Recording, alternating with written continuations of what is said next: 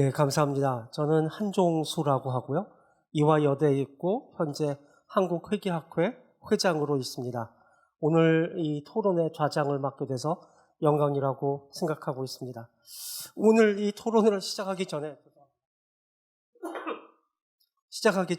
제가 간단하게 토론이 어떻게 진행될지를 말씀드리려고 하는데요. 제가 사전에 질문들을 갖다가 이 토론자분들께 드렸습니다. 그래서 제가 질문을 드리고 각 토론자분께서 답을 하는 형식으로 진행이 될 것이고요. 한 분이 한 2번 정도씩 발언을 하시게 될 겁니다. 그것이 끝나고 나면 아까 말씀하신 것처럼 저에게 주신 질문, 인터넷이나 아니면 이렇게 여기 계시는 플로어에 계신 분들에게 질문의 기회를 드리겠습니다. 오늘 3가지의 주제가 있었는데요. 첫 번째는 어떻게 ESG 관련된 공시 시스템을 만들 것이냐 하는 것이 첫 번째 주제였고요. 두 번째는 지금 IFRS S1과 S2라는 것이 발표가 되었는데 거기에 어떻게 대응할 것이냐, 우리나라의 또한 지속가능성 공시기준위원회인 KSSB는 어떻게 대응할 것이냐, 그리고 세 번째는 지금 만들어지고 있는 ESG 관련 인증에 대한 그리고 윤리 기준에 대한 이야기들이었습니다. 아주 짧은 시간에 너무 많은 것들을 잘 발표해 주신 발표자분들께 감사를 드립니다. 근데 이거 말고도 굉장히 많은 토픽을 오늘 얘기를 했지만 이것 말고도 또 다른 토픽들이 굉장히 많이 있습니다. 예를 들면 법률 리스크는 어떻게 되느냐, 이런 것도 문제가 되고요. ESG 관련된 평가는 어떻게 해야 되는 것이 맞느냐, 이런 굉장히 많은 문제가 있어서 제가 좀 고민을 했습니다. 이런 것들을 어떻게 한꺼번에 다 모아볼 수 있을까. 그래서 제가 틀을 하나 생각을 해봤는데 어떤 거냐 하면 이 ESG라는 공시를 함에 있어서 효익과 비용이란 측면으로 한번 저희가 접근을 해보자. 비용에 굉장히 많은 것이 있을 텐데 기업들이 지불하는 그러한 직접 비용이 있는가 하면 아까 말씀드린 법률 리스크나 인증 같은 그러한 그 추가적인 비용들이 있고요. 거기에 또 더해서 효익도 있을 것이라고 생각합니다. 그래서 제가 차례대로 효익부터 한번 보고 그 다음에 비용들을 차례대로 보는 그러한 순서로 한번 질문을 드리고 순서를 계속 가보도록 하겠습니다. 그래서 먼저 효익에 대해서 질문을 드리려고 하는데요. 효익에 대한 질문은 저희 이화여자대학교 권세원 교수님께 드리려고 합니다. 저희가 둘 다 이화여대에서 와서 저희가 무슨 공모를 했나 하고 생각하실 수도 있는데 전혀 그런 거 없고요. 조선비즈에서 선택을 해주셨는데 그렇게 됐습니다. 그래서 양해해 주시기 부탁드리고요. 저는 학회에 계신 우리 권세원 교수님께 이런 질문을 좀 드리고 싶습니다. 이 ESG 공시라는 거 저희 처음 발표에서 들으셨던 것처럼 굉장히 많은 비용과 시간을 수반을 합니다. 그럼 이게 진짜 효과가 있는 것인지, 효과가 있다고 그러면 어떤 효과가 있는지 저희 학계에서도 굉장히 많은 연구가 이루어졌을 것이라고 생각하거든요. 그래서 그런 연구 측면에서 어떤 이 효과에 대해서 말씀해 주셨으면 감사하겠습니다. 네, 안녕하세요. 소개받은 이화여자대학교 권세원입니다.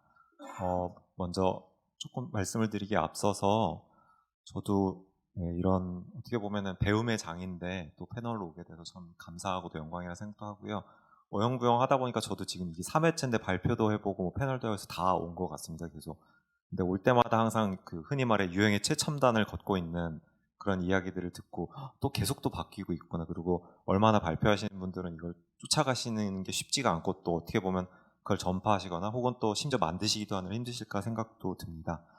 일단 한종수 교수님이 저한테 말씀하신 흔히 말해서 이제 ESG가 얼마큼 중요하길래 이렇게까지 공시를 해야 되냐에 대해서 혹은 심지어 인증까지 받아야 되냐에 대해서 말씀을 드리자면은 좀 약간 고리타분한 얘기일 수 있는데 저희가 회계를 하는 사람들이고 기본적으로 보면 이제 회계 정보가 과연 재무제표가 기업 가치나 이런 데 유용하냐에 대해서 굉장히 수십 년 전부터 있었던 논의들이 있었습니다. 근데 최근 들어서는 재무제표 유용성이 점점 떨어진다는 얘기들이 있고 그거에 대한 가장 큰 배경은 보통은 이제 무형자산 같은 것들 가치 평가를 제대로 못한다 재무제표에. 근데 저희는 보수주의 때문에 어쩔 수는 없죠. 다 비용 처리를 해줘야 뭐 큰일 났을 때 안심할 수가 있으니까. 그런데 그게 일반적으로 큰일이 안 날 기업들까지 그런 문제가 있다라는 얘기가 뭐 2000년대 초반부터 미국을 중심으로 있었고 관련된 연구도 많습니다. 그런데 그런 쪽은 보통 업종이 특화돼 있죠. 뭐 바이오라던가 아니면 IT 회사들인 대부분 기업에 적용되는 건 아닌데 2010년대 이후에 이제 ESG 열풍이 불면서 ESG는 거의 모든 기업에 적용이 되고 그 정보가 기업에 얼만큼 중요한지에 대해서 뭐 여러 얘기들이 있었습니다. 뭐 보통은 가장 큰 이유들을 꼽는 게 한 두세 가지가 있는데요. 첫 번째는 뭐 ESG를 통해서 사업 기회를 찾는다 얘기도 있을 거고, 두 번째는 ESG를 대응하지 못할 경우에 기업의 리스크가 엄청나게 올라가서 기업 가치에 타격을 입을 거라는 얘기도 있습니다. 뭐 흔히 말해서 소송 같은 거를 당했을 때, 뭐 우리가 잘 아는 로얄 더치쉘 같은 기업 같은 경우에는 뭐 네덜란드 헤이그 법원에서 판결을 받았더니 2019년 대비 2030년 한 45%쯤 탄소 감축을 하라고 명령을 받았죠. 당연히 기업 가치에 타격이 있을 수밖에 없을 거고요. 또 다른 거는 요즘 같이 금융권도 ESG 열풍이 불 때는 뭐 넷제로다 이러면서 대출을 할 때도 ESG를 얼마큼 우리가 돈을 빌려주는 데들이 잘하고 있는지 볼 수밖에 없고, 탄소 배출 같은 것들. 그럼 거꾸로 얘기하면은 차주들, 돈을 빌린 기업 입장에서는 새로운 어떻게 보면 금융시장이 열리고 기존 금융시장은 오히려 좀 줄게 되는 거가 되겠죠. 이제 그런 것들을 잘 활용하는 기업들은, 즉 ESG를 잘해서 그런 금융에 접근을 잘하는 기업들은 상대적으로 좀 저리에 보다 많은 자금을 적시에 조달을 해서 기업 가치에 도움이 될 수 있을 겁니다. 그런 것들을 구체적인 여러 가지 연구들로 나와 있고, 국내를 막론하고 뭐 국내에서도 최근에 나왔고 미국에서도 나오고 하는데, 사실 이런 ESG 정보나 뉴스에 대해서 보다 중요한 게 사실 퀄리티입니다. 저희가 재무제표 질 얘기를 하는 거랑 똑같은데 ESG 정보의 질에 대해서는 사실 아직 조심스럽고, 그러다 보니 인증에 대해서 오늘 좋은 말씀 많이 해주셨고 그렇습니다. 그리고 또 그거에 대해서 저희가 많이 의지하는 게 어쩔 수 없이 ESG 평가사들의 의견들이 될 거고요. 이제 신용평가랑 비슷하다 생각할 수도 있는데 신용평가보다는 훨씬 더 중요합니다. 왜냐하면 신용평가는 뭐 이미 많이 아시다시피 재무제표를 기반으로 모델 등급 같은 걸 만들고, 거기서 출발해서 신용평가사들이 정성적인 판단을 해서 조정을 해서 평가사들끼리 아주 큰 차이가 없고, 그런데 이 ESG는 결국 평가기관에 따라서 엄청나게 큰 차이가 있을 수밖에 없습니다. 네. 그 부분 같은 경우 뭐 예를 들면은 최근에 미국에서 나온 연구에서는 도대체 평가기관들, ESG 평가기관별로 한 6, 7개 글로벌 플레이어들이 있는데 왜 이렇게 차이가 나냐 라고 봤더니 가장 차이 나는 이유, 한 60% 정도 되는 이유가 바로 어떤 요소를, 예를 들면 젠더를 평가를 한다 그럴 때 도대체 젠더를 평가할 때 요소들을 기관들마다 다른 것들을 갖다 쓰더라라는 겁니다. 뭐 예를 들면은 어떤 기관은 뭐 임원 중에서 여성 임원들 비율이라든가, 어떤 기관은 남녀 임금 격차라든가. 근데 이게 두 개가 같은 방향으로 갈 수도 있지만 다른 방향으로 갈 수도 있으면 평가기관별로 젠더에 대해 다른 점수를 주게 되는 거죠. 그래서 사실은 저희 이제 이유진 선임연구원님 말미쯤에 나왔던 뭐 예를 들면 텍서노미 같은 게 너무 중요한 게, 혹은 공시 기준이 너무 중요한 게, 이제 재무제표를 바라보듯이 우리도 ESG 정보는 보통 이런 정형화된 걸 받고 거기서 평가에 출발을 해야 된다, 뭐 이런 것들이 좀 중요할 것 같습니다.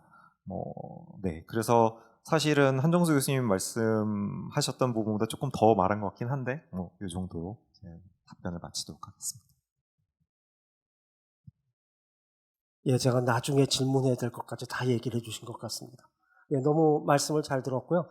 제가 이 효익과 관련해서 한 번 더 질문을 드리려고 하는데, 우리 서스틴베스트의 고은혜 본부장님께 질문을 드리려고 합니다. 서스틴베스트는 회사들을 평가를 하고 계시고요. 하기 때문에 실무에서 많은 이 ESG 효과에 대해서, 긍정적 효과에 대해서 고민하실 거라고 생각하고 있습니다. 특히 제가 듣기에 평가기관들이 굉장히 많은데, 서스틴베스트는 투자자의 입장에서 또한 평가를 하고 계시다고 그래서 저희 오늘의 주제인 IFRS 1, S2하고도 더 관련이 있지 않나 생각을 합니다. 그래서 제가 드리고 싶은 질문은 어떻게 평가를 하고 계시는지, 수행하고 있는 ESG 평가가 투자자들에게 얼마나 중요하다고 생각하시는지, 그런 질문을 드리고 싶습니다. 네.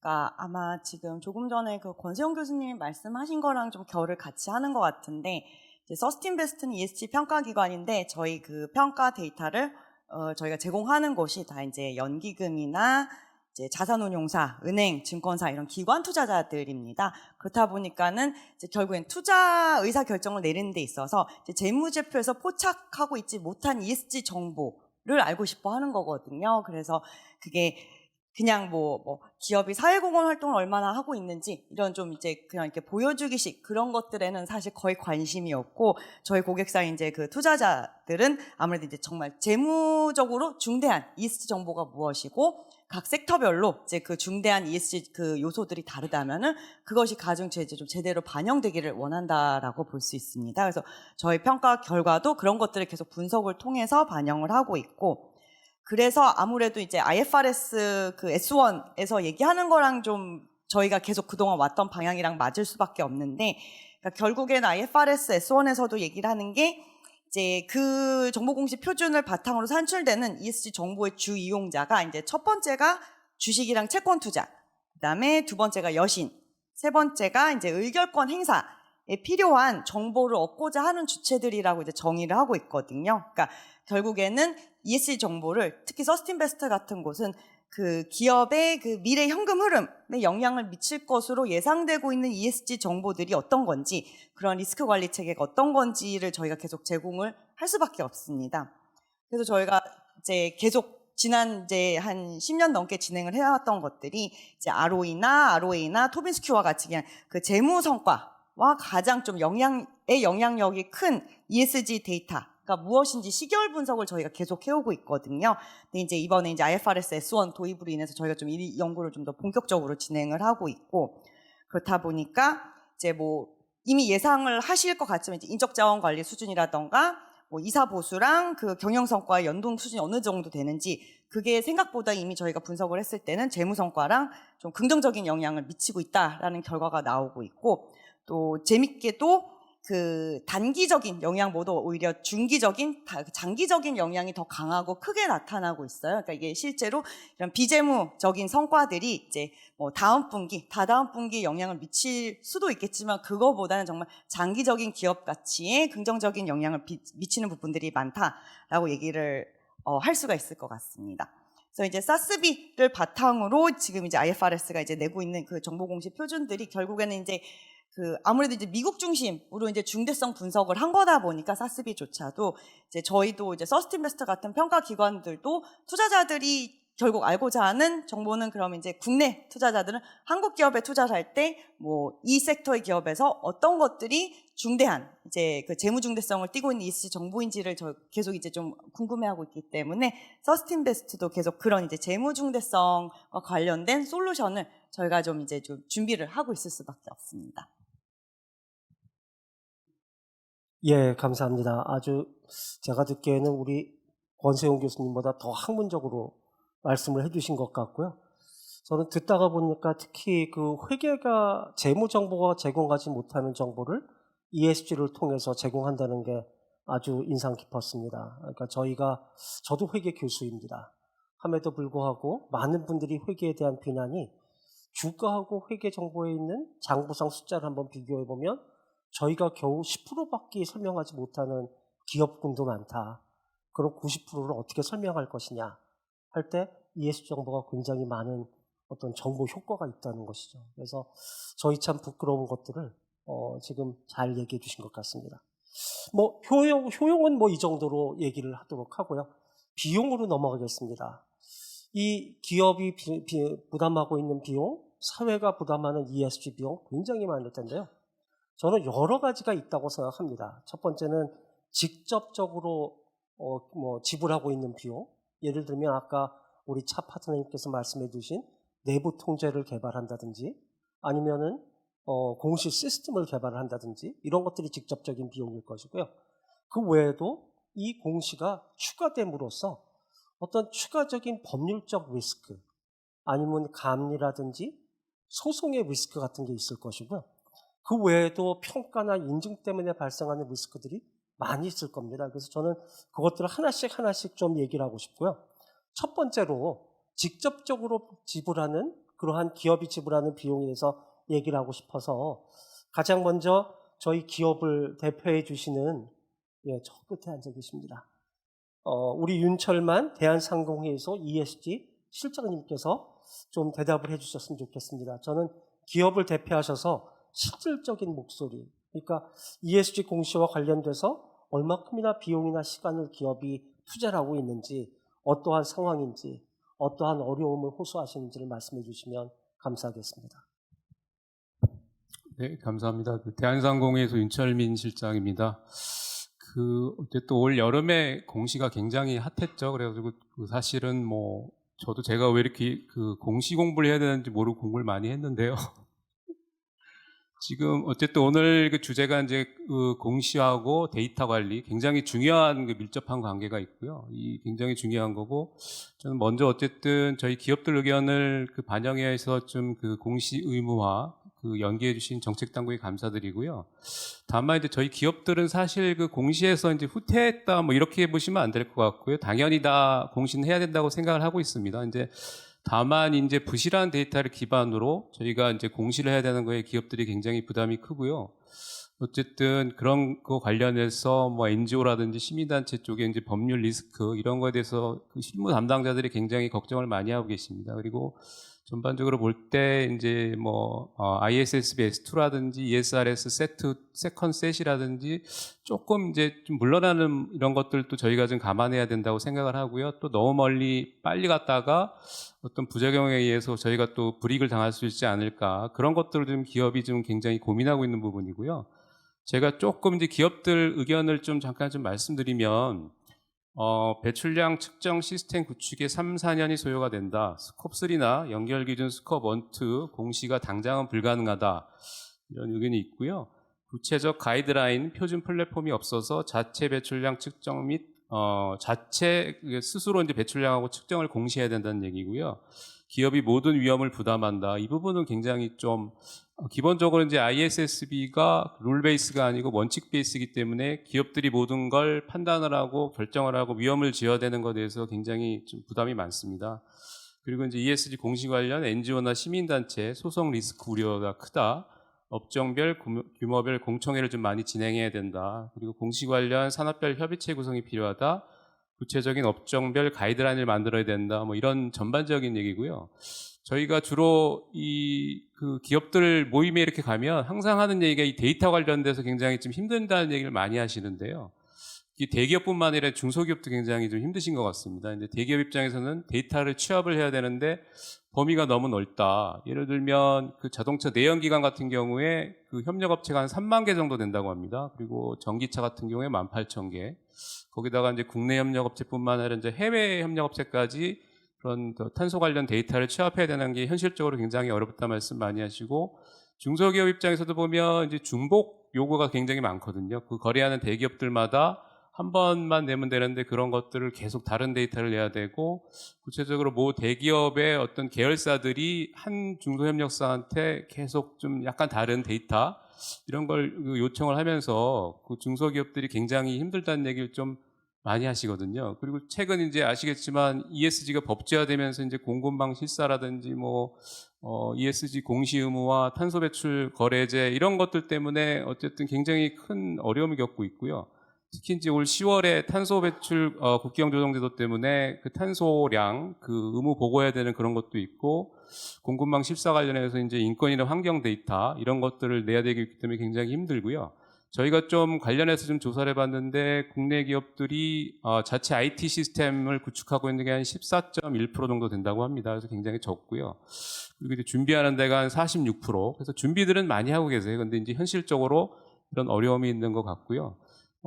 조금 이제 결론적으로 좀 말씀드리면 어쨌든 수작업으로 하는 이런 거에서는 이제 벗어나야 되는 상황이기 때문에 미스도 많고 그런 걸 자체적인 시스템을 만드는 게 맞는 것 같고요. 단기적으로는 그렇게 봅니다. 그래서 대기업 같은 경우에서도 이미 현대차 같은 경우에서는 이제 자체 SCMS라는 어떤 탄소 배출량을 하는 이렇게 관리하는 시스템 만들고 있고요. 그다음에 TSMC 같은 경우에도 공급망 관리하는 글로벌 온라인 360이라는 그런 시스템을 많이 운영하고 있습니다. 근데 저는 궁극적으로 이걸 좀 제대로 좀 하려면 국가 전체 차원에서 통합적인 좀 데이터 플랫폼을 만드는 게 중요하다고 생각을 하고요.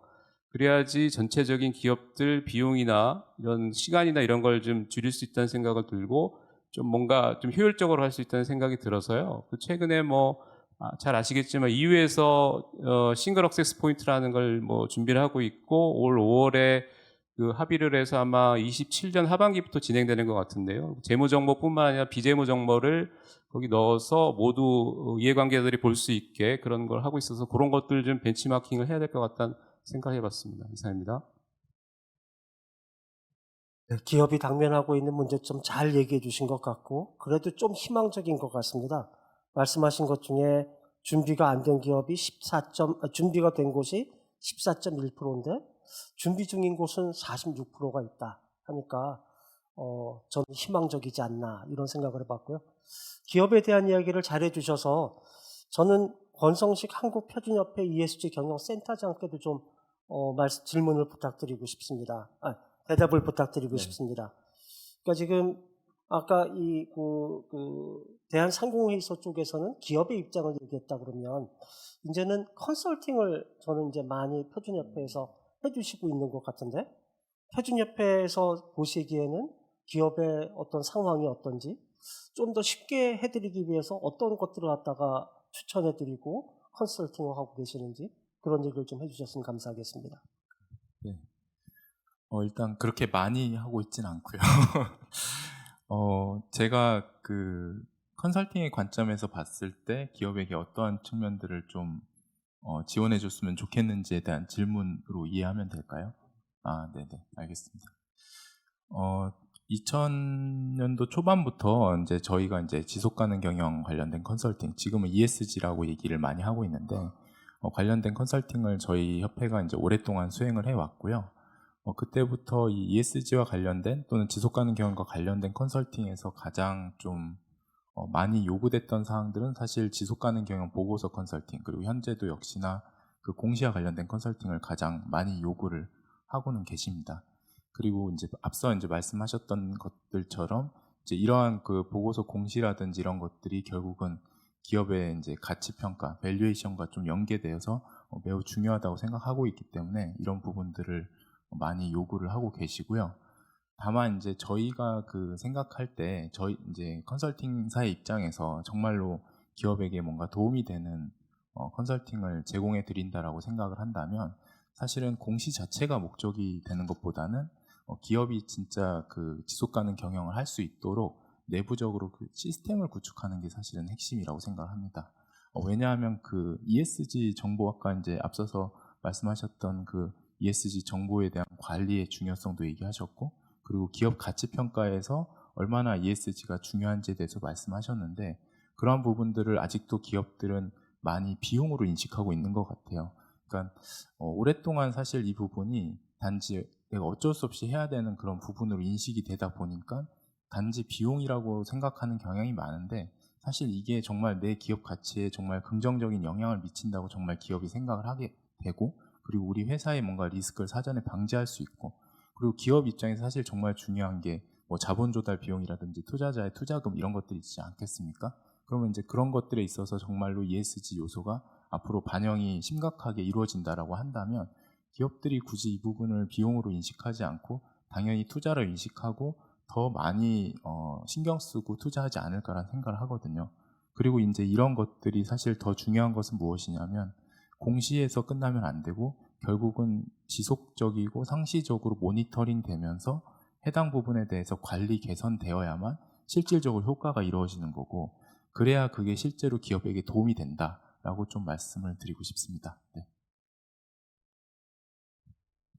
네, 저는 들으면서 저희가 얘기하고 싶은 걸 바로 얘기해 주신 두 가지 포인트를 저는 들으면서 기업들은 공시를 비용으로 인식한다.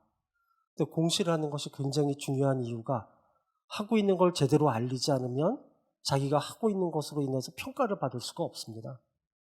그러니까 잘하는 것을 제대로 알려야 기업의 가치가 올라가는 것이죠. 그래서 ESG 공시도 같은 것이고 제가 하고 있는 회계도 같은 것이어서 정말 감사드린다는 말씀 드리고 싶고요. 또 ESG 공시가 문제가 아니라 공시보다 ESG로 경영을 해야 된다. 예, 제가 뭐 여러 군데 글도 쓴 적이 있는데 ESG 경영을 하지 않으면 기업은 살아날 수 없다. 저는 그렇게 생각을 합니다. 공시가 그걸 이끌어내는 한 수단이 될 수 있다고 생각을 하고요. 너무 감사드리고요. 한 분에게만 더 질문을 드리고 넘어가겠습니다. 그 황정환 KPMG 삼성회계법인 파트너님께 질문을 드리려고 하는데요. 회계 전문가시기 때문에 저는 연결 기준의 공시에 대해서 굉장히 잘 이해하시고 계시다고 생각을 합니다. 사실 회계도 연결 기준의 내부 회계 관리 제도를 의무화하는 것을 굉장히 조심해야 하고 있습니다. 그래서 얼마 전에 2024년부터 연결 내부 회계 제도를 의무화하는 것을 갖다가 연기해서 5년 후인 2029년에 연결 내부 회계 제도에 대해서 감사하는 것으로 늦추었는데 지금 이 ESG 공시는 처음부터 연결 공시 기준이라고 해서 굉장히 저는 어려울 것 같습니다. 그래서 거기에 대해서 ESG 공시를 연결 기준으로 하는 것에 대해서 어떻게 생각하시는지 의견을 묻고 싶습니다. 네, 그 삼성회계법인의 황정환 상무입니다.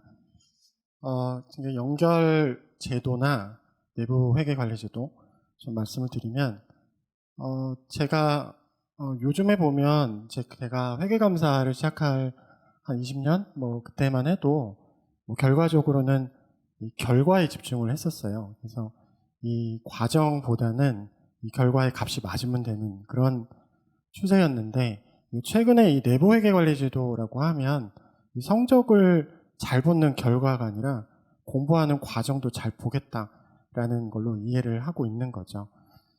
그래서 일단 이제 연결로 시작하는 부분을 차지하고, 이 제도적인 측면에서 연결에 관련되어 있는 내용들은 요즘에 보면은 많은 얘기들이 흩어져 나오는데, 데이터의 집정 문제가 있고, 프로세스 문제가 있고, 이제 이러한 내용들이 이 보고와 이 정보를 생성하는 과정, 그러니까 공부하는 과정이 성적으로 이어지는 과정이 분리되어 있는 것은 아니라는 그 점을 좀 명확히 좀 전제를 해야 될 것 같아요. 기업들이 비용으로 받아들이는 이유가 일단 성적에 중심을 두고 보고에 집중을 하다 보니까 그 과정은 별개의 문제로 보고 있는 거죠. 하지만 두 개가 한꺼번에 일어나야 되는 과정이거든요. 그 과정을 충실해야 성적이 좋은 그런 상황인 거죠. 그러니까 이런 제도적인 측면에서 봤을 때 지금 공시 의무화를 앞두고 많은 기업들이 어렵다, 못하겠다 하는 이유가 저는 개인적으로 지금 체력이 다 됐다고 생각이 들어요. 보여지는 내용들을 어떻게 하든 간에 성적만 냈는데 이제 제도적인 측면에서 정보의 신뢰성을 확보를 하자, 데이터를 집적하자 하니까 10년, 15년 된 기업들도 못하겠다 이런 내용들이 근본적으로는 체력이 좀 안 되는 거고, 그 체력을 보는 부분이 사실 통제 부분입니다. 근데 이제 내부회계 관리 제도와 연결의 관점에서 봤을 때 이게 지금 당장 이행할 수 있느냐 이런 부분들은 분명히 아니에요. 왜냐하면 내부회계 관리 제도 같은 경우를 보면 내부회계 관리 기준은 아니거든요. 이게 내부회계 모범 사례예요. 그래서 과거에 이제 잘 되었던 그런 사례들이 모아서 하나의 기준이 만들어지는 건데, 지금 현행의 문제점, 그러니까 아까 발표 전에 많이 말씀하셨던 부분들 중에 하나가 결국 데이터가 부족하다 이런 부분들이 그 데이터를 생성하는 과정이 없어서 그 문제가 발생을 한 거고요. 우선적으로 봤을 때는 이 내부 통제를 심기 이전에 이 정보를 생성하는 과정이 먼저 선행이 돼야 됩니다. 그래서 그 선행의 과정들이 아까 말씀을 하셨던 일단 무슨 프로세스가 있어야 그 프로세스 중에 위험이 있는 절차들의 통제를 심어주고 안전장치를 둘 텐데 이 프로세스 자체가 없다는 거죠. 근데 이제 재무보고는 오랜 역사 속에서 일단 프로세스가 전제가 된 상태에서 통제를 심어왔고, 근데 이제 이게 시기적으로 어려운 이유 중에 하나가 이제 ESG 같은 경우는 시작하는 정보를 만드는 과정에서 통제를 같이 심어줄 수 있는데, 이 재무보고 같은 경우는 우선적으로 프로세스가 나온 상태에서 어느 정도 몸이 만들어진 상태에서 통제를 심으려다 보니까 이제 기업들마다 너무 다른 형태로 일어났던 거죠. 그래서 아마 제도적으로도 그런 점이 좀 어렵지 않나 이런 생각이 좀 들고요. 그래서 우선적으로 제가 생각할 때는 이러한 연결 제도에 대해서는 제가 보통 이제 회사분들 많이 만나면 거의 대부분들이 이런 말씀을 하세요. 연결대로 데이터를 모아야겠는데 이걸 어떻게 해야 되냐 이렇게 얘기를 먼저 하시거든요. 근데 이 부분이 이제 통제라는 관점에서 보면 이미 고민을 하시는 부분들이라는 거고요. 그리고 연결의 관점에서 진행을 하는 것들이 맞냐 틀리냐라고 하는 거는 아까 ISSB 입장에서도 말씀하셨지만 사실 이 기준이 채택된다고 하면 제가 생각하는 ISSB 기준 자체는 재무에 대한 주석에 대한 또 다른 정보이기 때문에 이게 한 몸으로 다르게 갈 수는 없어요. 그래서 재무제표와 주석 자체는 연결인데 지속가능 보고는 개별로 간다. 그러면 이게 맞지는 않기 때문에 연결로 가는 거는 맞는데 그 이행하는 시점에 있어서는 제가 이제 말씀을 드리고 싶은 거는 우선적으로는 내부 통제를 뭐 연결이나 내부 통제를 하기 이전에 우선 기업 내부적으로 봤을 때 먼저 이 프로세스를 갖고 있는 정보 체계가 좀 중요하다. 그 프로세스 내는 데이터를 직접 하는 거나 보여주는 것뿐만 아니라 전 과정에 대해서 고민하는 부분이 필요하다라는 부분이고요. 그 무엇보다 저는 이 제도가 성공을 하려면 세 가지 측면이 제일 중요할 것 같아요. 우선 이러한 데이터를 할 수 있는 정부 차원에서의 인프라를 구축하는 부분. 두 번째는 이런 인프라 내에서 데이터에서 기업 자체적으로 이걸 생성할 수 있는 정보 체계를 갖는 거. 그 세 번째는 이러한 전제 내에서 인증이라는 것들이 일어나야 이 생태계가 제대로 일어날 수 있다고 생각합니다. 이상입니다. 예, 감사합니다. 이 연결 기준에 대해서 기업의 어떤 어려움, 근데 특히 말씀해 주신 것 중에 기억 남는 것이 결과보다 과정을 중시해야 된다. 그래서 기업들이 시스템 빌드업에 많은 그 노력을 기울여야 된다. 이런 것은 굉장히 저는 중요한 얘기인 것 같고요. 그렇다고 그러면 어떤 감독이나 법률 측면에서도 이 초창기에는 특히 어떤 결과보다는 과정에 중점을 둬야 되지 않나라는 생각이 듭니다. 그런 측면에서 기업들이 굉장히 많은 법률적 리스크에 저는 처해 있다고 생각합니다. 저희 나라의 법률 체계가 어떤 그 과정을 본다기보다는 굉장히 결과를 보고 결과에 맞춰서 처벌을 하는 그런 어떤 저희의 성문법적인 국가 체계를 가지고 있죠. 그런 측면에서 ESG 정보라는 것은 굉장히 소프트한 정보가 많기 때문에 많은 위험에 처해 있을 것 같습니다.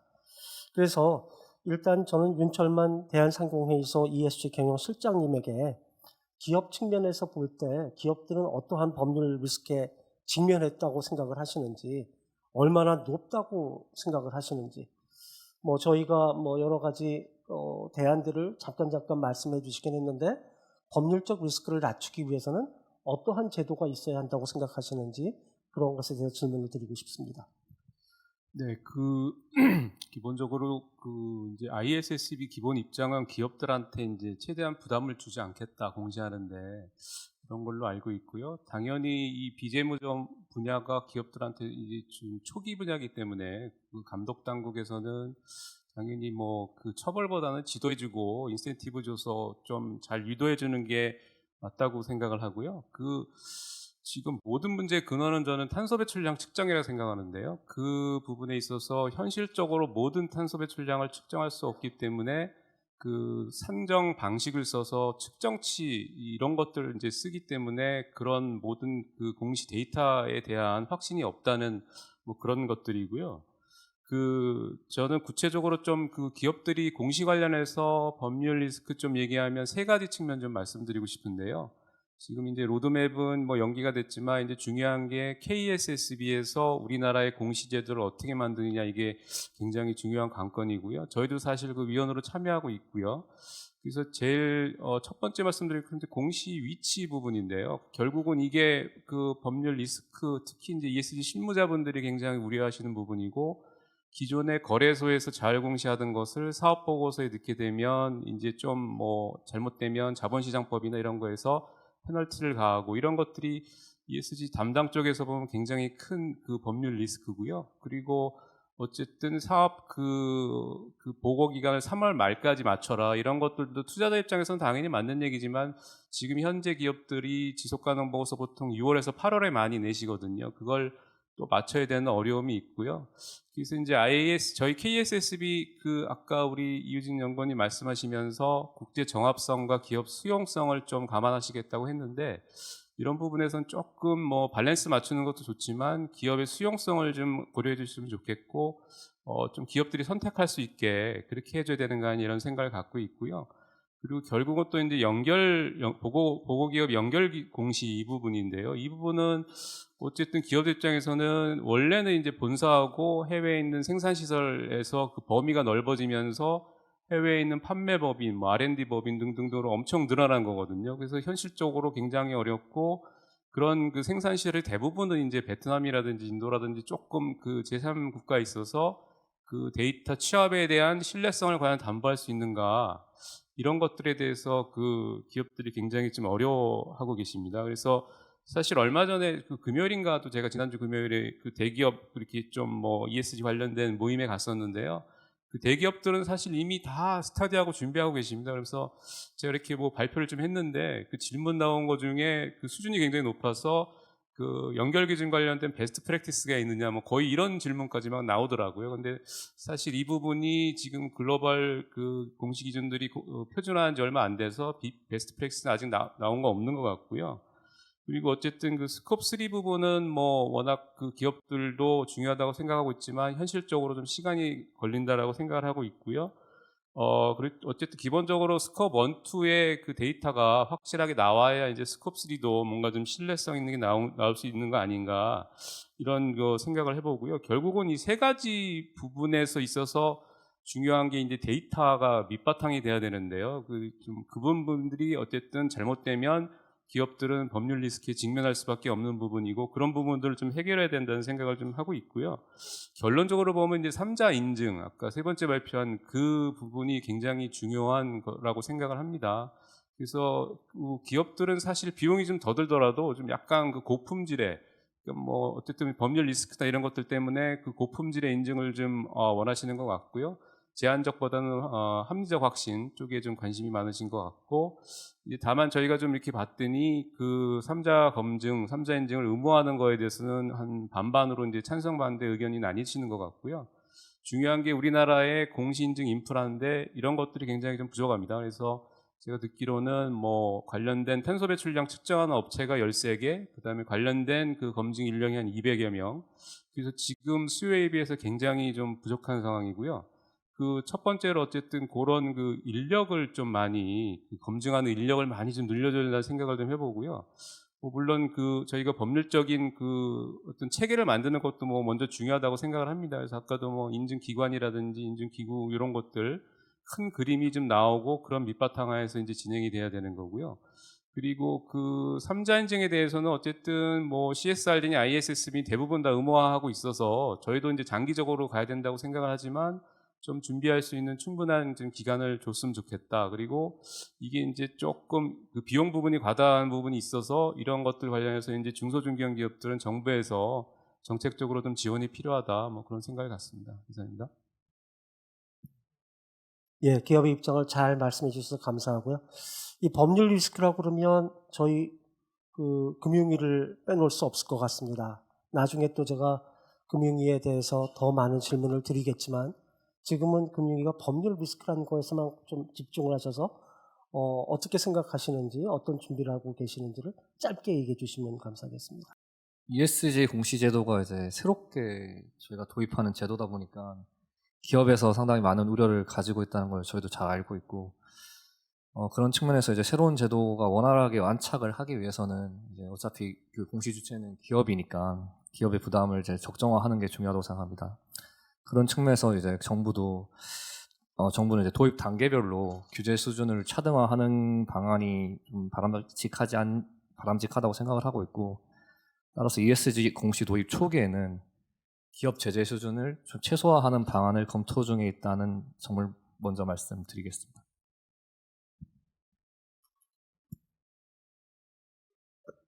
제가 짧게 대답해 달라고 부탁드렸더니 너무 짧게 대답하신 것 같습니다.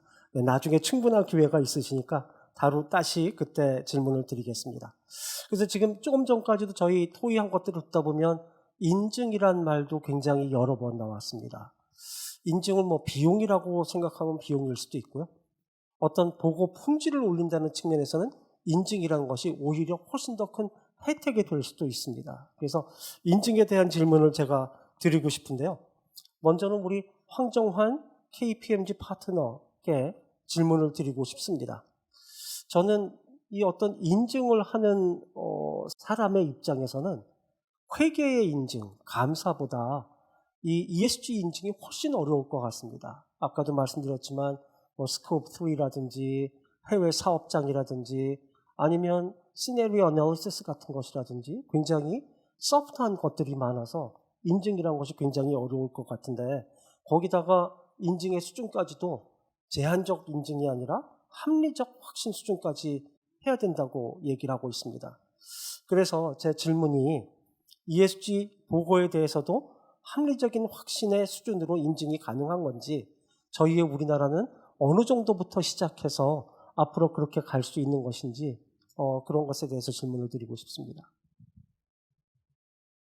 네, 그 인증은 아마 제가 가장 많이 한 분야이고, 또 제가 국내뿐만 아니라 그러니까 해외에 대한 인증도 꽤 많이 진행을 했었습니다.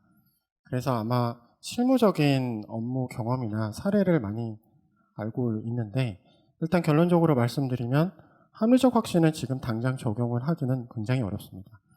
그리고 해외 같은 경우도 거의 대부분들이 지금 현재 약 한 95% 정도는 제한적 확신부터 하고 있습니다. 그래서 해외 SEC나 ESRS 같은 룰도 일단 제한적 확신으로 시작하고 3년, SEC 같은 경우는 바로 합리적 확신으로 가는 기간을 준 이유죠. 그거는 이제 온실가스 쪽이거나 이제 특정하게 좀 어느 정도 발전이 되어 있는 상태에서 어느 정도 자신감이 있는 상태인데, ESRS 같은 경우는 추이를 보고 합리적 확신으로 이전하겠다라고 하는 이제 내용을 갖고 있는 거죠. 그러면 저희가 좀 생각을 해야 되는 내용들을 보면 저희 국내 인증과 해외 인증 사례는 많이 다릅니다. 그래서 국내 해외 같은 경우는 제가 사인업 한번 하려고 하면 엄청나게 많은 조서를 보고 많은 질문을 해야 사인을 하는데, 그것도 제한적 확신도 그 정도의 업무를 합니다. 근데 이런 근본적인 문제가 뭐냐라고 하면 저는 앞서서도 말씀드린 것 같이 기업 준비가 안 돼 있어요. 그러니까 준비가 되지 않았다는 건 레디니스인데, 이 제한적 확신과 합리적 확신의 핵심은 자체의 논증은 기업의 준비성에 걸려 있습니다. 기업이 준비됐다라는 게 뭐냐? 그러면 앞서서 말씀드린 것처럼 정보의 생성 과정에 대해서 준비가 안 돼 있는 거죠. 그러다 보니 데이터에 대한 확신이 없고 뭐 이런 문제들이 계속 있는 거고요. 그래서 이제 저희 KPMG에서 최근에 냈던 이제 인증에 대한 레디니스를 보면 해외 같은 경우도 약 75% 회사들이 아직 준비가 되어 있지 않다라는 거고, 준비가 되지 않은 원인들은 일단 데이터 취합에 대한 부재들, 리소스가 부족하다, 가이던스가 부족하다, 이런 얘기들이에요. 이런 얘기들은 이제 최근에 대한상에서 나왔던 여론조사하고 크게 결이 다르지 않습니다. 근데 그걸 묶어서 생각해 보면 기업들이 프로세스가 부족하다, 리소스가 부족하다, 이런 내용들은 결과적으로 보면 정보 생성 과정 자체가 내재화되어 있지 않다는 얘기죠. 재무보고가 좀 다르게 되어 있다는 거고, 자, 이런 문제에서 제가 최근에 기업분들 만나서 이런 말씀 드렸어요. 인증은 가장 저렴한 사회적 비용으로 정보 보고서를 보호할 수 있는 수단이 될 겁니다. 이렇게 얘기했는데 저는 그 말을 신뢰하지 않습니다. 동의하지 않습니다. 이런 말씀을 많이 하세요. 왜 그러냐? 그 이유가 되게 명확해요. 국내 사례의 문제뿐만 아니라 이 얘기가 나왔을 때 저도 이게 조금 뻘쭘하긴 했어요. 근데 이게 왜 그러냐라고 보면, 일단 제가 앞서서 말씀드린 것처럼 인증이 성공을 하려면 세 가지 요건이 명확하게 갖춰져야 됩니다. 우선 첫 번째는 기업들이 왜 못하냐면 돈은 얼마든지 주고 얼마든지 하겠다. 근데 못하는 이유는 데이터를 어떻게 우리가 할 수 있는 게 없다라는 거거든요. 그 얘기 자체는 첫 번째는 사회적으로 인프라가 없다는 얘기예요. 우리가 이제 데이터를 신뢰할 수 있을 만한 데이터가 집적할 수단이 없다. 우리가 어떻게 데이터를 하더라도 챌린징이 너무 많다. 이런 부분들이 있습니다. 그래서 정부 차원에서는 사회적 인프라가 먼저 갖춰져야 인증이 성공할 수 있습니다. 두 번째는 인증을 하기 위한 레디니스 차원에서 기업의 자체의 체질, 그러니까 정보에 대한 준비성이 명확히 있어야 되는 거고요. 세 번째는 이제 제가 제3자 인증 체계에 대한 부분을 말씀을 드릴 때 이 부분인데, 인증인 감독해야 됩니다. ESG 인증인 자체가 감독을 받지 않다 보니까 이러한 문제들이 좀 발생을 하는 거고, 감독에 대한 부분들, 그 감독에 대한 내용들이 이제 아까 말씀하셨던 인증인의 자격 문제, 품질 문제, 이런 걸로 연관이 되는 문제고요. 그렇기 때문에 이제 이러한 내용들이 갖춰져야만 인증이 가능하고, 이 인증에 대한 시간은 당장 제한적 확신도 2, 3년 정도의 시간은 충분히 필요할 거라고 생각이 들고, 그 이후에 합리적 확신으로 가야 되는 그런 상황이다라고 말씀드릴 수 있겠습니다. 감사합니다. 예, 감사합니다. 인증과 관련해서 제가 궁금한 게 한 가지 더 있습니다. 인증의 자격이라는 측면인데요. 얼마 전에 신문을 읽다 보니까 ESG 공시를 놓고 회계법인과 로펌이 밥그릇 싸움을 한다. 이런 걸 읽은 적이 있습니다. 아마 시장은 큰데 어떤 사람이 인증을 해야 된다는 자격 조건은 아직 정해지지가 않아서 그런 것 같습니다. 그래서 두 분에게 질문을 드리려고 하는데요. 좀 전에 발표하신 황정환 감사인과 권성식 한국패준협회 경영센터장님께 어떤 분들이 인증 자격이 있는 것인지를 저희 시간이 좀 많이 지나가서 짧게 발표해 주시면 좋겠습니다. 먼저 권 센터장님께서 하시겠습니까? 짧게 말씀드리면 우선 아직 공시 기준도 명확하게 나오지 않았고 인증 기준도 명확하지 않은 상황에서 사실은 인증인의 자격을 논하는 게 구체적으로 논하기는 사실 어려운 게 사실입니다. 하지만 큰 방향성 차원에서 좀 말씀을 드리고자 합니다. 우선 그 기사에서 말한 것처럼 뭔가 헤게모니 싸움 이런 것들보다는 사실 그 ESG를 제대로 이제 하기 위해서는 사실은 이러한 생태계를 구축하는 게 우선되어야 되거든요. 이제 그 생태계를 구축하기 위해서는 앞서 그 KPMG 그 파트너님이 말씀하신 것처럼 정부의 입장에서는 뭔가 데이터를 뭔가 이렇게 소싱할 수 있는 그런 내부 인프라를 구축해주는 그런 역할도 해야 되고요.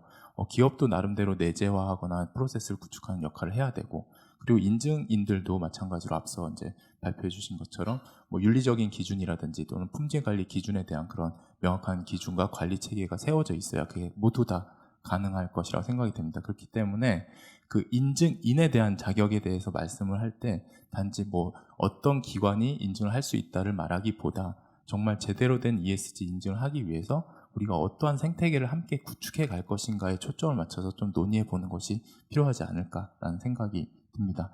마지막으로 좀 몇 개 덧붙여 본다면, 예를 들면 이렇습니다. ESG가 워낙 포괄하는 범위가 넓다 보니까 기존에도 이미 검인증을 통해서 어느 정도 인증하고 있는 내용들이 있거든요. 이제 그런 것들은 사회적 비용이 될 수 있기 때문에 가급적 뭔가 내부적으로 좀 줄이고 그리고 또 통합하는 그런 내용들도 필요할 것이고요. 그게 기업 입장에서의 비용을 최소화할 수 있는 방법이고, 예를 들면 뭐 온실가스 검증이라든지 뭐 이런 것들은 내부적으로도 충분히 지금 어느 정도 온실가스 목표관리제라든지 뭐 배출권 거래제를 통해서 통제되고 있는 내용들이 있는데, 그런 것들을 기존의 제도와 새로 도입되고 있는 ESG 검증과 어떻게 연계할 것인가, 이런 것들 좀 정부 차원에서라든지 같이 고민해 주시면 좋을 것 같다는 생각이 들고요. 또 하나는 전문성에 대한 부분인데요. ESG의 영역 자체가 워낙 넓고 그리고 거기 각 토픽별 주제별 그 전문적인 영역이 명확하다 보니까 앞서 이제 말씀하신 것처럼 뭐 전문가들 여러 명 활용을 해야겠죠. 그러면은 이제 단순히 그 연결 재무제표에 대한 부분은 물론 회계법인이 가장 잘 하실 수 있지만 토픽의 전문성에 대한 부분들은 또 토픽의 전문성을 갖춘 여러 기관들이 같이 협업해서 인증하는 것들이 필요할 것이라고 개인적으로 생각하고 있습니다. 네, 이상입니다. 예, 감사합니다. 우리 황 파트너님 짧게 얘기해 주시면 감사하겠습니다. 네, 오늘 센터장님이 다 말씀을 해주셔서 제가 간단하게만 말씀을 드리겠습니다. 일단 첫 번째 제가 이제 결론적으로 말씀을 드린 내용은 누가 뭘 하고 이런 내용들은 그렇게 중요하지 않은 것 같습니다. 지금은 일단 이 인증은 현실적으로 어느 한 법인이 혼자 할 수가 없습니다. 그래서 이 앞서서 ISA 5000에서도 얘기를 하지만 일단 모든 이 인증인들이 프랙티셔너들이 같이 협업을 해서 나아가야 되는 내용들이고요. 그 성격에 따라서 만약에 재무정보가 강조가 되는 기준이나 주제라면 주감사 주 인증인으로서 회계법인이 주도하고 그 개별 주제에 대해서는 이제 주제 전문가, 엔지니어링, 기타 법률 변호사 이렇게 가는 게 맞을 거고요.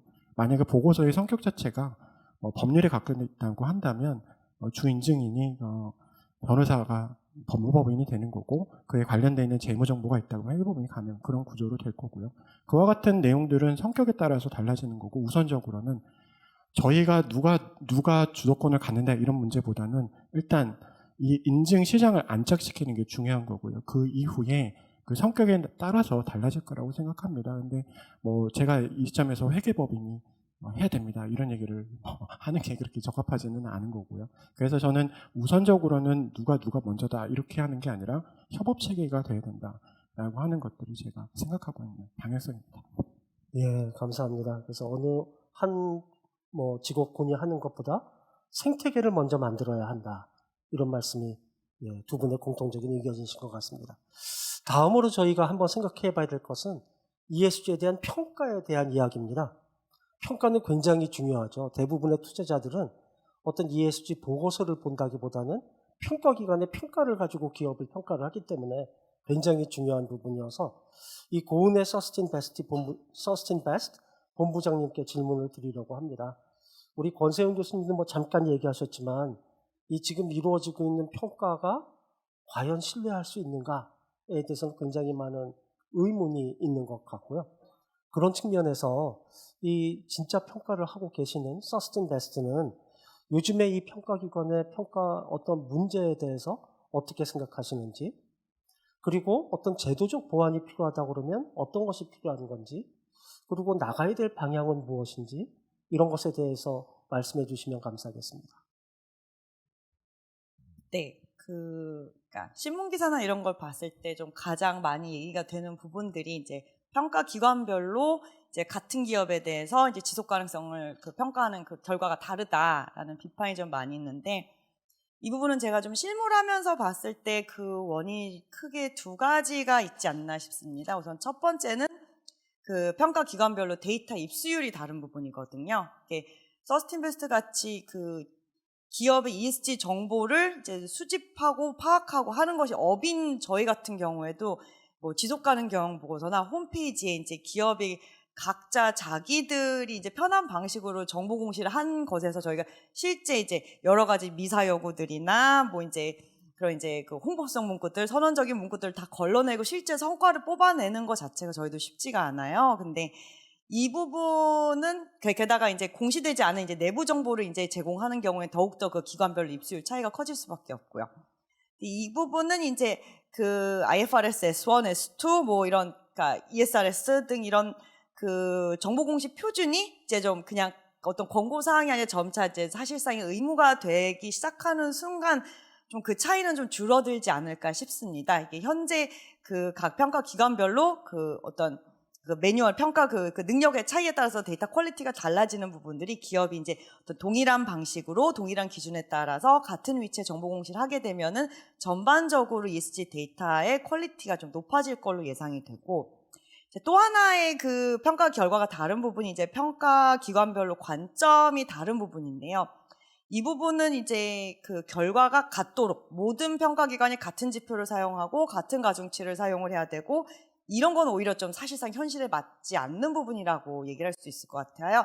서스틴베스트 고객사만 해도 이제 어떤 자산 운용사는 서스틴베스트 평가 데이터 중에서 일부만을 발췌해서 이렇게 자기들만의 평가문을 만들어내고, 또 다른 연기금은 이렇게 각자 다 자기들 그 투자자별로 자기들의 철학에 담긴 평가 모형을 활용을 하고 있기 때문에 이 부분에서는 결국에 평가기관들이 해야 되는 일이, 그러면은 이제 이 평가기관 우리는 어떤 지표를 왜 사용을 했고 그걸 데이터를 어떤 식으로 수집을 하고 있고 가중치는 어떤 방식으로 산출해서 등급이나 점수는 어떤 식으로 이제 산출을 하고 있고, 좀 이런 평가 체계에 대해서 저 자세한 내용을 좀 투명하게 공개를 하면 할수록 그럼 결국 이제 시장에서 나는 이 평가기관의 데이터가 내 활용 목적에 맞는다 이렇게 좀 골라서 사용을 하실 수 있는데 저희가 좀 도움이 될 수 있지 않을까 싶고요. 그래서 이런 부분들이 이제 그래서 이제 올해 9월부터 금융위에서 이 ESG 평가기관 가이던스를 적용을 하기 시작했고, 서스틴베스트 같은 경우에도 저희 회사 홈페이지에도 이제 그 준수 사항, 이제 그 가이던스 준수 사항 저희가 이제 공개를 하고 있고, 사실 저희는 이제 2011년부터 매년 그해 이제 그 평가 그 체계나 가중치나 이거에 대한 부분을 저희가 이제 그 홈페이지에 항상 그 보고서로 올리고 있거든요. 그래서 그거를 참고해 보셔도 될 것 같습니다. 컨설팅 관련해서는 사실 뭐 평가기관이 ESG 평가 점수가 올라가는 컨설팅을 하는 것 자체가 좀 앞뒤 말이 안 되고, 그거 이제 하지 않는 것이 원칙이고, 서스틴베스트도 하지 않고 있고요. 이제 그 가이던스, 그 금융위에서 나온 그 ESG 평가기관 가이던스에서도 이제 이런 부분이 이제 이해상충 방지 정책을 수립을 하고, 결국 이제 외부 이해 관계자가 납득 가능한 수준의 내부 통제가 있어야지만 이제 그 진행 가능한 걸로 하고 있기 때문에 이건 좀 규제해서 그 관리가 가능하지 않을까 싶고요. 평가 결과를 저희가 이제 좀 공개를 하는 부분들에 대해서는 저희가 사실 몇 년 전까지만 해도 아예 그 유료 고객사 외에는 공개를 하지 않고 있다가 저희가 이제 조금씩 이제 저희 홈페이지에 또 이제 거래소 ESG 포털에다가 저희가 올리고 있는 상황입니다. 그래서 향후 점차 공개 범위를 확대할 예정이긴 한데 세부 데이터는 저희가 유료로 판매를 하고 있고 이건 국제적인 추세이기 때문에 저희만 그러고 있는 게 아닌데 이제 또 학술적인 연구에 필요하시다 하는 경우는 저희가 사실 거의 명목적인 비용을 받고 제공을 해드리고 있어요.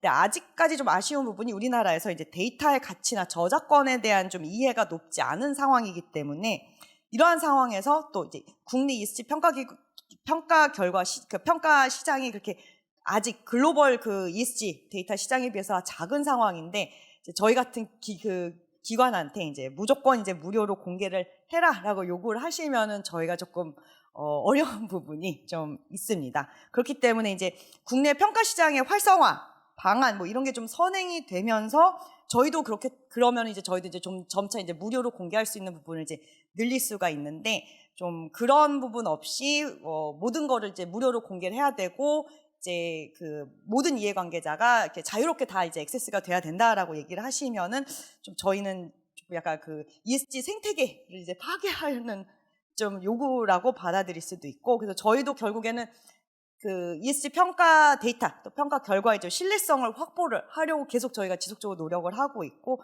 또 함께 또 이제 국내 평가 시장의 활성화를 위해서 좀 지속적으로 노력을 하도록 하겠습니다. 예, 감사합니다. 예, 굉장히 많은 얘기해 주셨는데 데이터에 대한 이야기 사실 저희 교수들은 굉장히 목말라 하고 있습니다. 그런 데이터가 있으면 훨씬 충실한 연구를 할 수 있고 그리고 다른 기관들, 평가 기관들의 평가도 저희가 할 수 있는데 그러지 못하고 있는 실정이어서 크게 기대를 한번 해보도록 하겠습니다.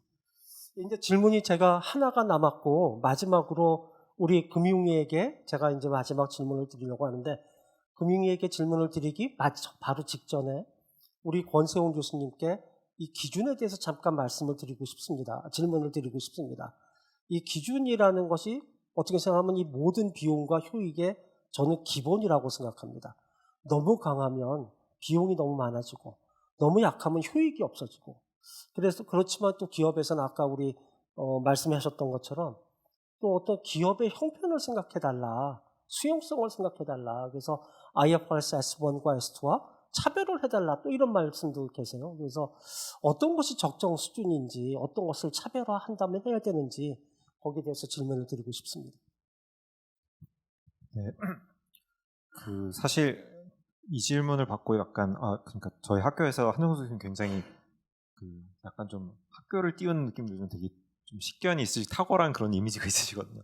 근데 질문을 보고 되게 중요한 질문인데 보통 잘 논의가 또 많이 되지 않았던 걸 또 말씀해 주셔가지고 되게 중요한 그런 화두였던 것 같고요.